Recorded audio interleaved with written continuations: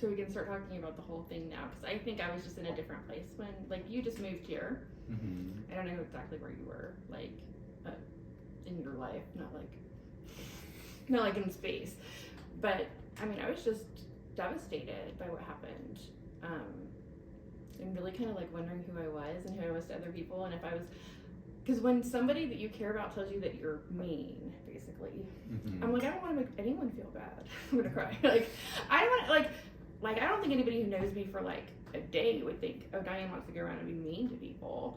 Like, I try to make people feel comfortable and at home, and I think it's really hard when you think that's like somebody reflects back an image of you that is not who you think you are. Right. And so I think I had to think about that a lot. And I think by the time I met Carrie, it had been about 6 months, and I had really gotten to a place where, okay, that's not who I am. But it may have been, in her defense, it may have been who I was in that relationship.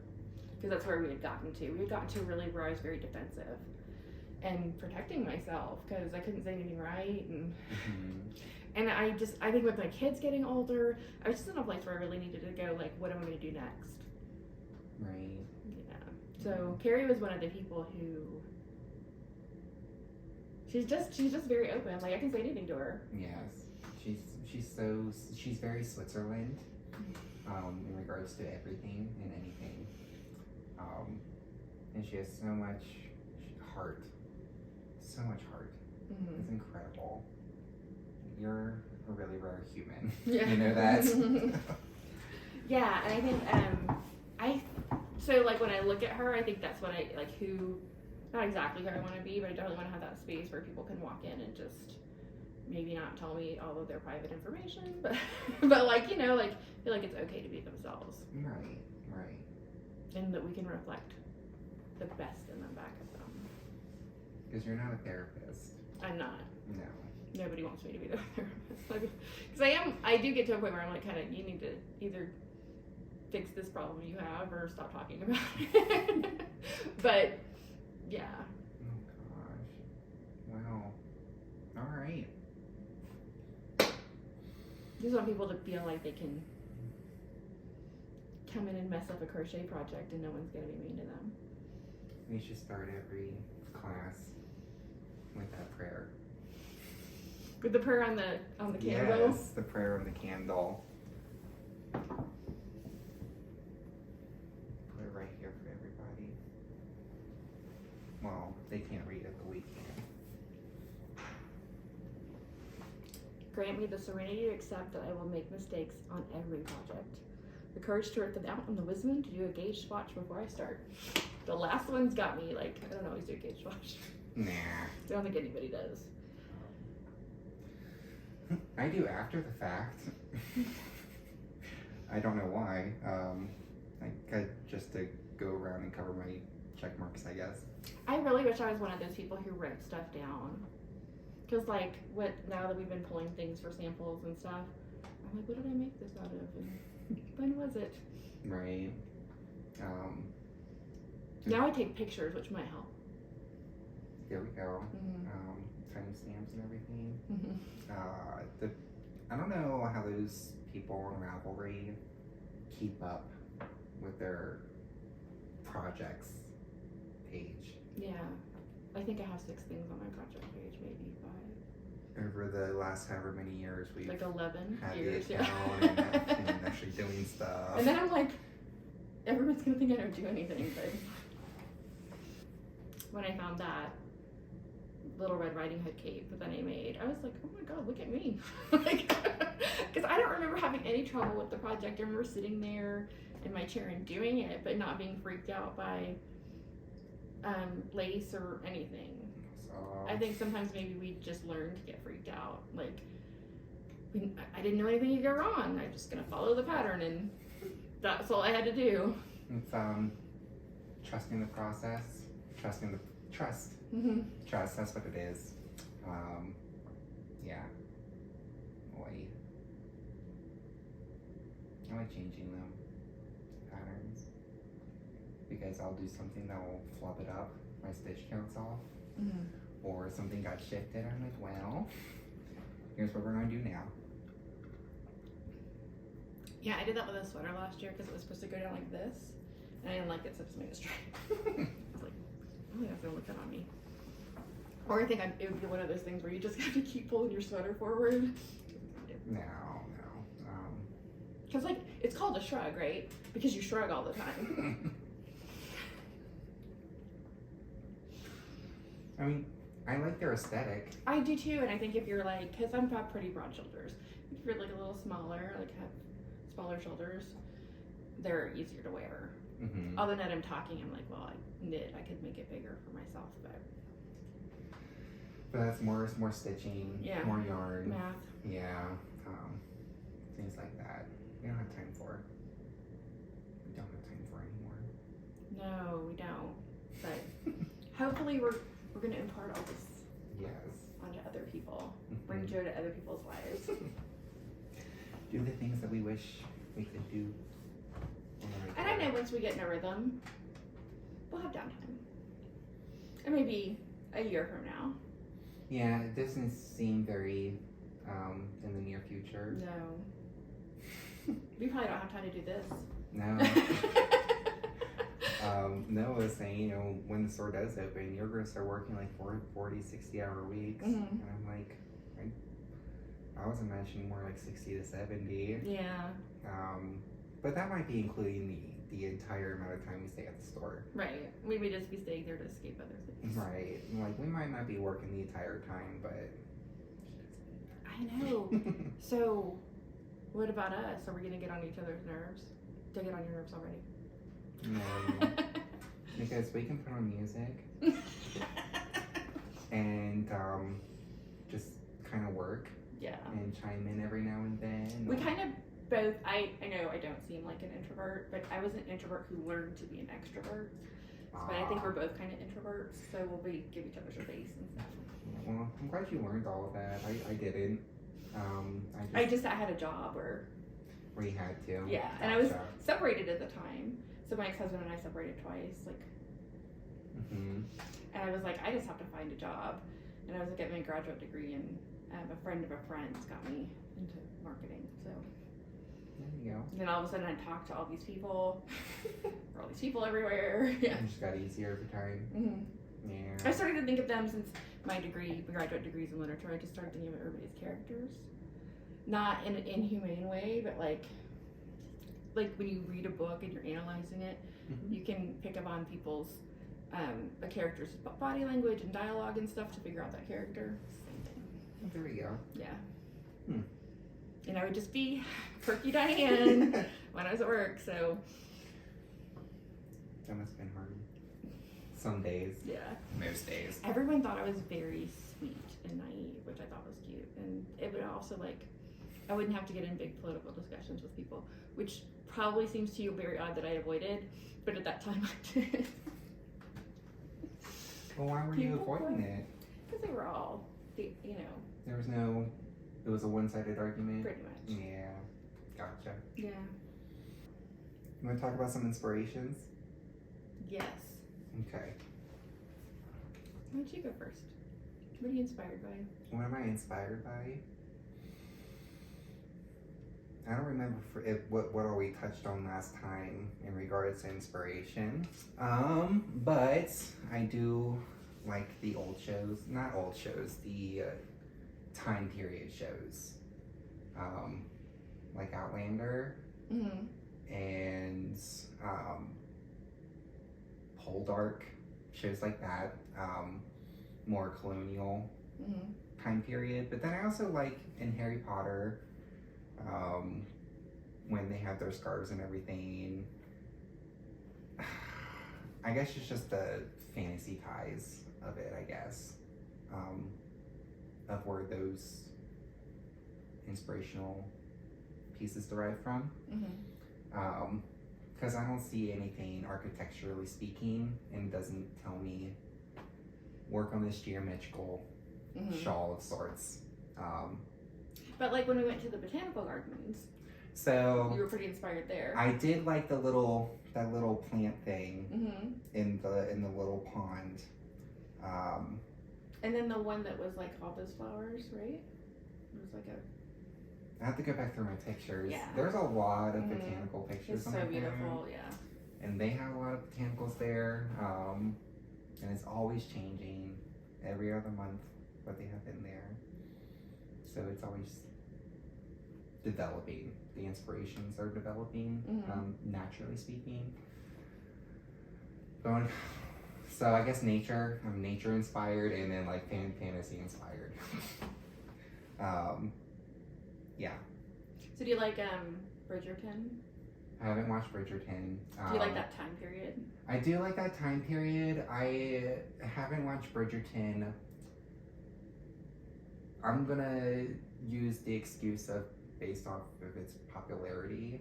I know I do that too, and sometimes that's not good. Like Ted Lasso, I wouldn't watch because everybody was watching it. But it was such a good It's show. so good. Yes. No, I watch it now. Like, and I even got my friends in New York to watch it. But like, I was like, well, everybody likes it. I'm not gonna like it.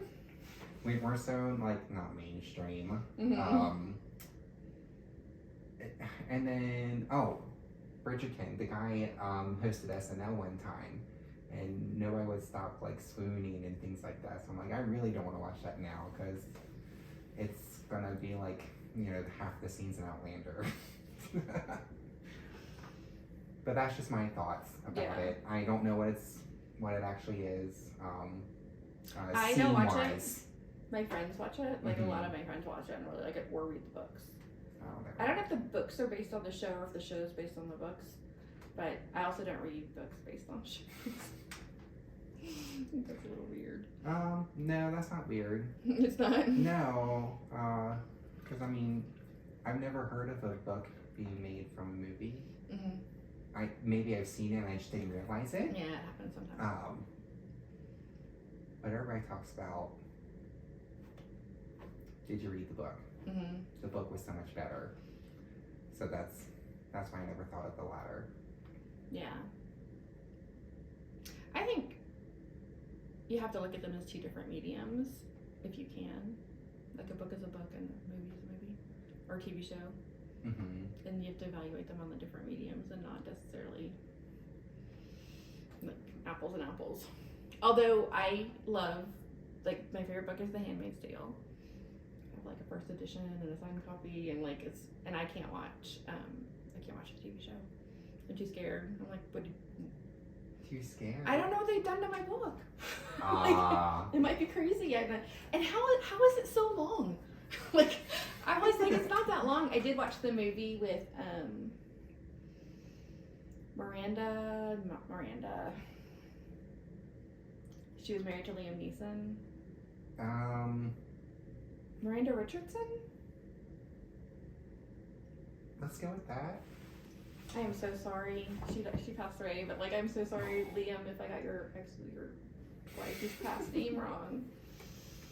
I did watch the movie though, but like, it's my book. So, and I guess I also think people should read that book, especially women.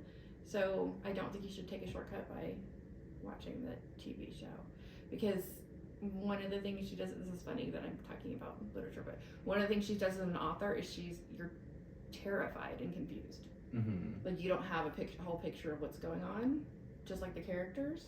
So I think that that's an important emotion to go with the story.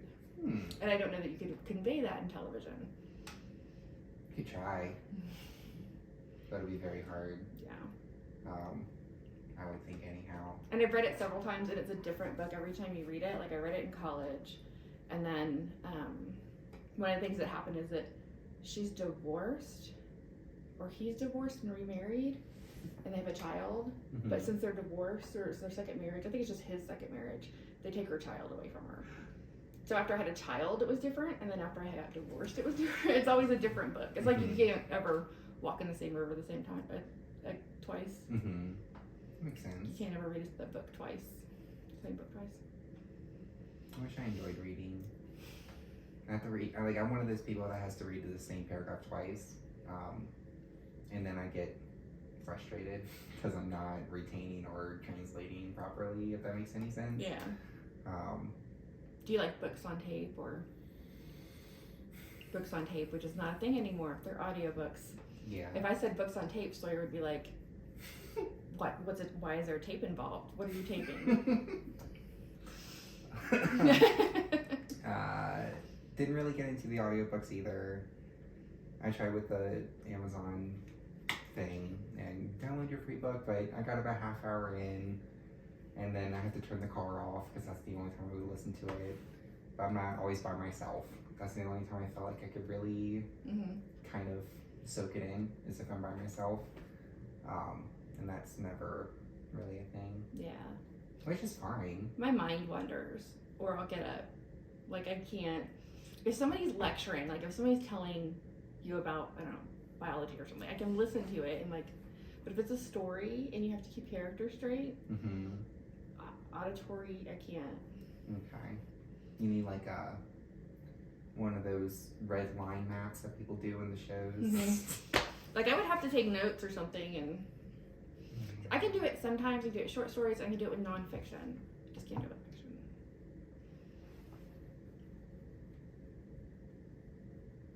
But I think we all tell stories, and you just have to figure out how you like to hear them. Because you like musicals, and that's a story. Yeah. So you like to hear people sing their stories and act them out and dance. I think as human beings, we're storytellers. Not me. I'm so quiet. I don't have any stories to tell. I lied. I have a lot of stories to tell. Yeah, you have a lot of stories to tell. Like, I just. I'm thinking of how you tell stories, like sometimes when we're talking, but like, about knitting as storytelling. Is it like your knitting storytelling or? A little bit. Yeah. There was one project where it was based off my mood, the color I would use, things like that. Or just like you're making something for your mom at Disney World with a Disney pattern, you know, like kind of a memory of that event. Yeah, and it's still sitting in the bag, half finished. Poor things. Story's not over yet. No, not yet. Just taking a little break. And this is going to be a big story for us. It's our story. We're creating it. Yeah, I'm glad. Like, I also am a little surprised we got here. Like, it feels really fast, but... And then it felt really slow for a period of time, didn't it? Like, nothing was happening? Nothing was happening. Are we still... Is this still a thing? I mean, it was always a thing. But there were a lot of highs and lows in it. Yeah. Yeah. It was really hard to get all the paperwork done. But, I mean, most of that's over now. Now. But, I mean, that's... We just have to do the things for when we move in, and then we're... Yeah. And then things will be a lot better. I can't even remember how we started talking about it, but... I don't either.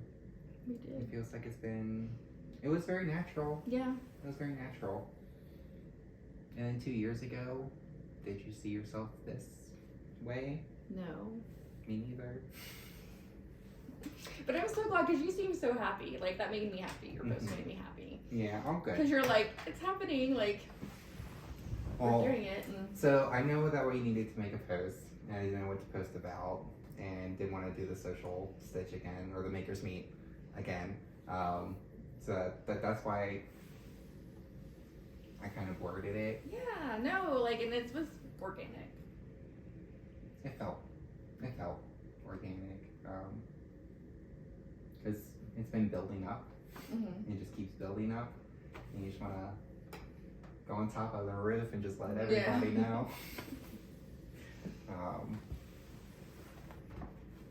But now that ball has dropped, the wheels can go a little bit more. Yeah. If that makes sense. Yeah. Okay, good. I mean, like, after we signed the lease last week, it was weird because I was like, oh, I really wish I was there. Like, could be there together and do it. But everything's done electronically anyway, so it wasn't going to happen. But, like, I got really excited. And then, could you imagine being here and being excited? No.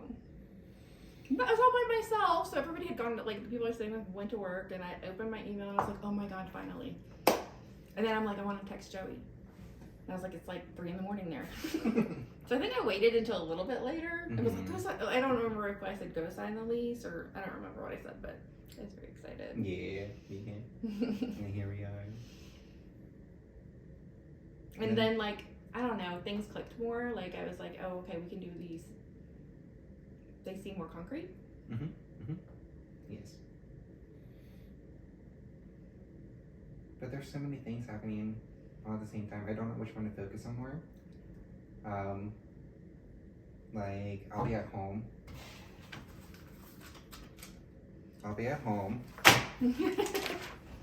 And I'll write down all the things going through my brain for the home show. Like that.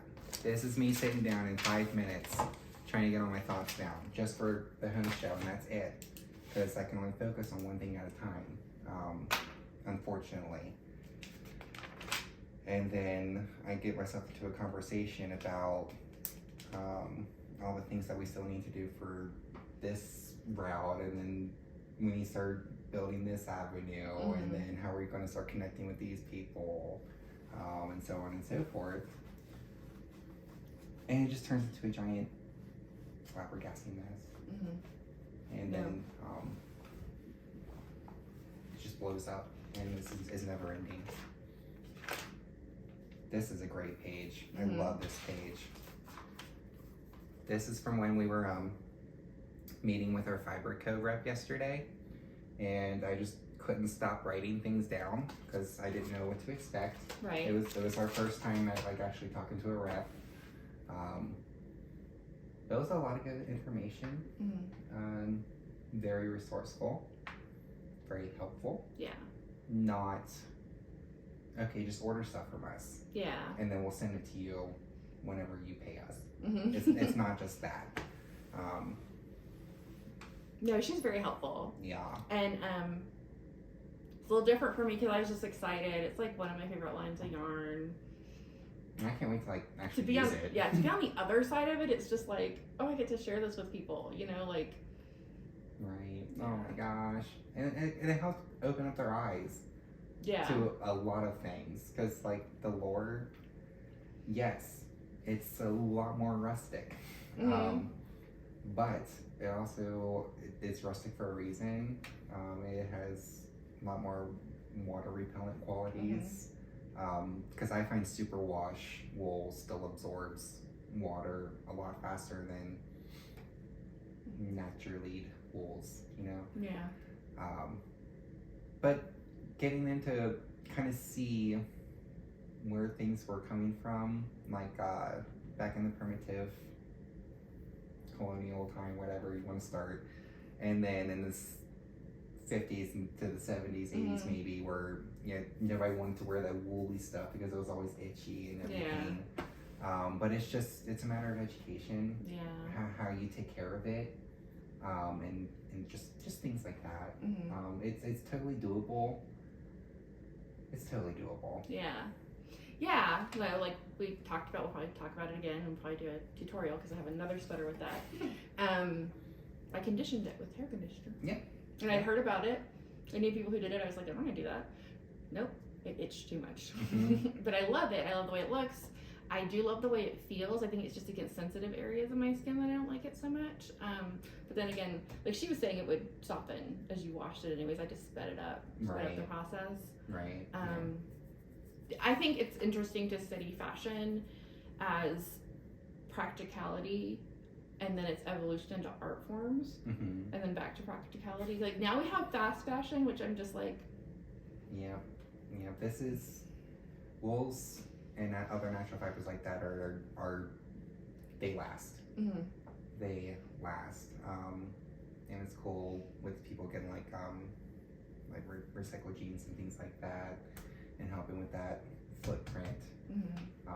But if we could expand that into sweaters and scarves and things like that, because if you spend $20, $25 on a thing of wool, and make yourself a hat, that's gonna last minimum 5 years. Okay.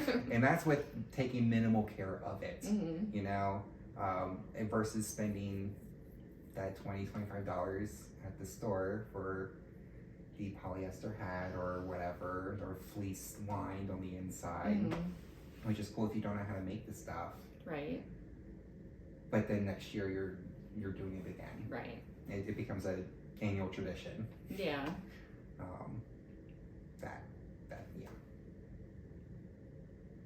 Yeah, and it's I mean, it's an heirloom. Like, I know that, like, I was touched because Rhiannon, like, pulled out fingerless gloves that I made her. I didn't even remember making them for her. Just like, no, you made them. I'm gonna have them forever. You know, like, so she better have them forever. And she also better stop shrinking the sweater. So, gosh. So, but that was sweet. That was on the other side. I shouldn't hold that against her, but it was a long time to make that sweater. So I think that's, even when I was working and I had to dress up, like, I would rather have a $200 sweater that was going to last me forever than to go buy a $50 sweater that just because it's on sale or what have you, you know. I do love when we go thrift shopping, I find the wool sweaters and whatnot. This is merino. I have a couple merinos and then, like, Shetland sweaters, made in the Shetland Isles. Oh my God, sweaters, that's so cool. Things like that, and that you just find at a thrift shop, and it blows my mind. Well, like that. Yes. Can bring it over here? Yes, let's show it off. I found this I think it was Breckenridge, in a thrift store in Breckenridge. Oh, what's so we have stuff going on. Think you can see it from there. Let's see. Oh, yeah. Yeah, so this was $15 in a resale store, and it is in perfect condition, and I keep forgetting the name of it, but I looked it up. It's Tooty, Ludy, Ludy, and it's in perfect condition, and I looked it up, it's late 60s, early 70s. Yeah. And look at the construction. I mean, like, look at that detail on the back. That's awesome. It's so fun. Yeah. I mean, the stitching's amazing. I would definitely wear that to brunch. And when I first bought it, I was like, oh, maybe Rhiannon could wear it, but she's a little too on the top. So, and I was like, I was going to cut it, but then I looked it up and I was like, oh, I'm not cutting it. Yeah. But things like this last forever. Yeah, they do. Oh. When you take care of things, when you make things very well, things do last. Yeah, and you definitely can find really good stuff at thrift stores. But we plan on taking it to the Home and Garden Show. Is it the Garden and Home Show or the Home and Garden? Garden and Home Show. Garden and Home Show in Denver. So if you want to see it in person, you can come by our booth. And we'll be at booth 2051. If this is the convention center with all the booths, we're going to be, like, right here. All right, we'll be along the outskirts. Can't miss us. It'll be a good time. We'll be the only yarn people there. Yeah. So ask somebody for directions if you need to. I think we're by the food. Yes, we are by the concessions, which I'm very excited for. Right. So we don't have to walk very far. I think there's, like, a cookie and fudge place that are, like, near us. So, like, totally have a good time in our area. Yeah, fudge, I don't know. but cookies load me up. I'm you know, we're more exciting than storm windows. Yes. They provide fun and happiness and therapy. I'm excited. That's our first really big event. It's gonna be so. I don't really know what to expect. I know it's gonna be busy. It's gonna be stressful at times, but we're gonna be seeing people. We haven't really done that in a while, where we just, like, see people, right? And interact with them on that level. I mean, we've seen a handful of people or so at the Stitch Makers meetups. Yes. But, like, besides that, we haven't had people we don't know. People are helping find yarn for projects and precisely. Yeah. I missed it. Yeah, me too. I missed that a bit. I definitely miss it.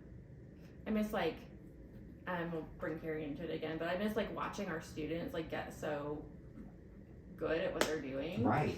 They come in with they're like this, working right here, and then after a while. A few Yeah. months goes by, you see the quieter people starting to become a little bit more talkative with a couple of folks. It's nice. People who didn't like, casting on's kind of hard. Mm-hmm. So, and I would find either students could get it, like, and you're like, I don't know how you just got cast on so fast, or it would take them a really long time. But like, casting on gets easy, and they're just breezing through stuff that they just struggle with. Right, because there's just, you see that light bulb. Mm-hmm. You see that light bulb go. It's a good feeling. Yeah. Because you help them elevate their creativity. Someone in New York did ask me, like, they're like, oh, is it like elevation because of like how high Denver is, or is it elevation because you like want to elevate? And I was like, both. Double entendre, right? Yes. Yeah. Very mountainy. Very up there. It's a good fit. Yeah. Joey brought the name from West Virginia, so. But I was like, that's perfect for here. Why would we? Yeah. After the home show. By the way, it's going to be February 4th through the 12th. Starts on a Saturday, ends on a Sunday. And then it was, generally speaking, it's like 12 to 6 are the hours. Yeah, I think a little longer on the weekends, but. A little longer. And then Sundays till 5. So it won't be too shabby of a day. Yeah, it's not too long of a day. I was thinking we're going to have to cover 12 hours. Right. Just 9 to 7. No thanks. I like the schedule. Yeah. Which we'll post more hours on the website and everything. If you need those references. And if you want a ticket, remember to come to the Makers Meetup. Yes, we got tickets. So if you come to the Makers Meetups, like Diane just said. I don't know when we're going to publish this, but tomorrow is Parker. Hopefully I'll get it up tonight. And then Thursdays, when is Thursday? Or when is Thursday? Okay, let's erase that. Where is next week's meetup? So tomorrow's is here, Parker, which means that next week is Lone Tree. Okay. And then we're not going to have the one the following week because we'll be at the home show. Right. I had to think about that for a second. But we got a handful of tickets. So if you come to the Makers Meetups and we like to get into the home show, the garden and home show, let us know and we'll just give you one. As while supplies last. Yeah. So after the home show, we're going to get into our own little studio and just start making a lot of things. Just getting it ready. Yeah. And preparing. Yeah. Why do we pick the shortest month to have the month before? Okay. And when we get details, because we just want to make sure everything's like signed, sealed, and delivered. Yes. We will let everybody know. But it'll be nice to have at least a workspace for us. Right. That isn't in our houses. My with our gosh. spouses of their own. Houses Children with their spouses. And dogs. Yeah. So we can just go ahead and get bags done and dye yarn and not have to stop and do this. Work around people. Clean up all the time. I mean, I'm not saying I'm not going to clean up, but like to like put everything away and then bring it back downstairs. And So you have to prep your area before you can actually get started. We just can't wait to get into our own little studio space. We've been saying it at least 100 times a day. But it doesn't seem like it, but we really, really mean it. Oh, goodness. And all of our stuff will be in the same place. So if someone orders something, we don't have to go, okay, whose house is this at? And then where is it in the house? Things like, yeah. And then did somebody move it? My goodness. I guess I will say that we do have somebody that will be working with us or having cahoots with us next month, March. Well, let's just say March. We'll be in cahoots with somebody, and they'll be in cahoots with us. And so yeah, so things are starting to come together. I think I know what you're talking about, but I'm not sure. Oh, okay. Yeah, so. I'm like, I don't know who I'm cahooting with. We'll just cahoot away. I just trust Joey. So yeah, we'll let you know here in when things are signed, sealed, delivered. Hopefully in like a week or two. Yeah. We'll go ahead and make that announcement. Yeah. And then things will just keep plugging together. Yeah, we have so much. Like every month we have something, and it's very exciting. I'm very excited we're going to share it with everybody and have it. It's gonna be a great time. And then so if you're watching this, and you would come hang out with us and stitch with us, you can knit, you can crochet, you can needle felt, you can weave if it's like one of those, if it's portable. I would say no bigger than a table. Yeah, like if you have to. I should bring that tomorrow night instead of my knitting. There we go. Like if you have to lug it around on wheels, don't think about it. Yeah, like it's a library. It's not exactly Everspace or anything. Like embroidery or anything. Like don't bring a machine because cross stitch. That would make noise. Yes, and then spinning if you have a drop spindle or a castle style wheel. That's pretty portable. Some people I know have the fold up wheels, and they just like a backpack and I know walk on in. I would be okay with that because that's something I would do. Yeah. I can't wait until we add spinning. I mean, I'm still not really a spinner, but right. Oh, and I think that might have been fascinating. Yes, because it's so melting when you're looking at it. Like, but Carrie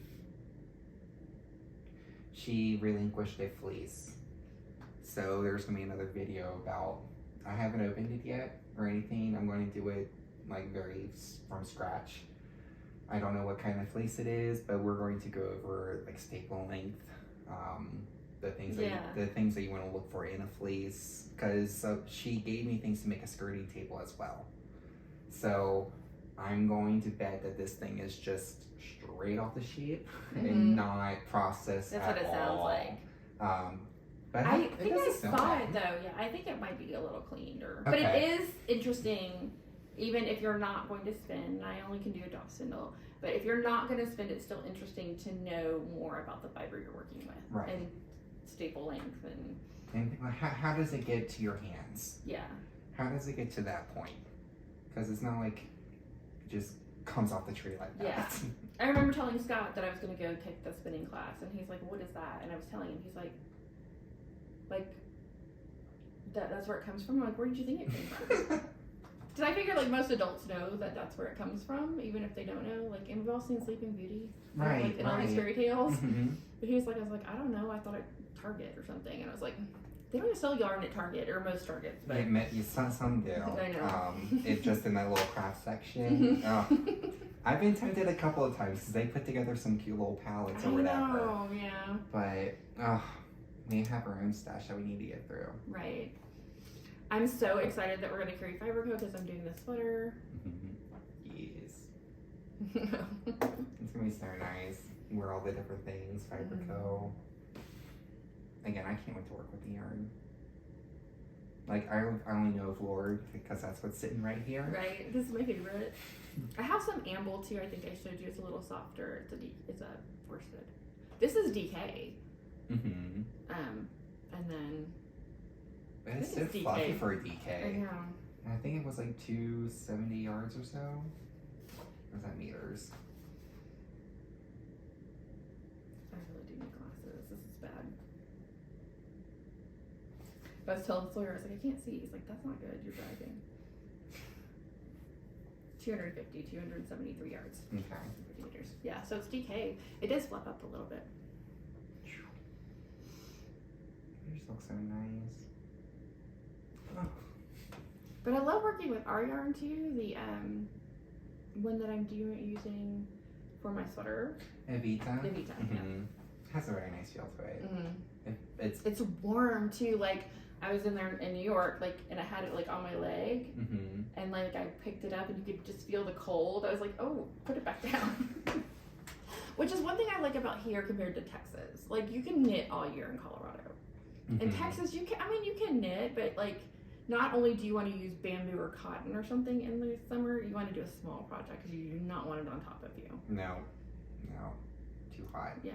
Speaking of kids, my watch just went off, so Oh, okay. I have to go take Sawyer to his basketball game, and hopefully the grown people can behave. Hopefully, bring a project. Yeah. Yes. Well, we have things to do. Yeah. We have families and places to go and people to see, horses to feed, sheep to shear. Sheep to shear. Yes. So, until next time, when things are a little bit more signed, sealed, delivered, we'll let you know You'll what's up. You'll definitely hear from us when Yeah. everything is signed, sealed, and delivered. Yeah. So is that going to be the name of our series? Yes. For this particular one? Bye. Bye.